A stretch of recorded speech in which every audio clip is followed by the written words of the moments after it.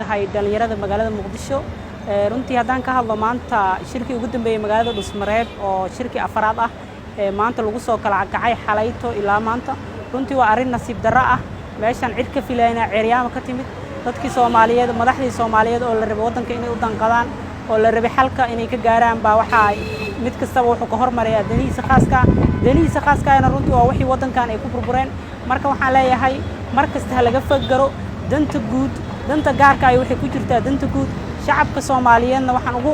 baaqayaa siiba gaar ahaan madaxweynaha ummadda Soomaaliyeed cimri tagay ceeb lagu ma sootiyo mudana madaxweyne 4 sano meeshan joogtay wax wanaagsan waa qabatay adduunka lama kaamil karo wax yar ka ah oo ka haray yaani waa inaad tanaasujid dawlad goboleedyada sidoo kale waxaan leeyahay mas'uuliyad qaran ay saaran intii arinta gado waa arinta ugu xasaasisan ee saddexdii qodob ee shirka Dhusmareeb oo muranka lagu doorashooyinka iyo kuraasta gobolada waqooyi iyo arinta gobolka gado waxa uu qabtaa runtii wajiyo badan oo faragelin shisheeyana meeshii kama marno haddana madaxweynuhu waxa laga rabaa tanaasul maadaama gobolka gado dagaal ay ka dhaceen maadaama gobolka gado uu yahay gobol xuduud saaran oo Kenya faragelin la sheegay inay Soomaaliya ku haydo in xal waara laga gaaro oo arin Soomaalinimo lagu xaleeyo intaysan faragelin shisheeye oo hay'ado kale iyo dawlado kale intaysan imaan waa in يعني dadka Soomaaliyeed ee madaxda hadda Dhusmareeb ku shiray iyo shirarka dambe hadda la qaban doono in ay xal waara ka gaaraan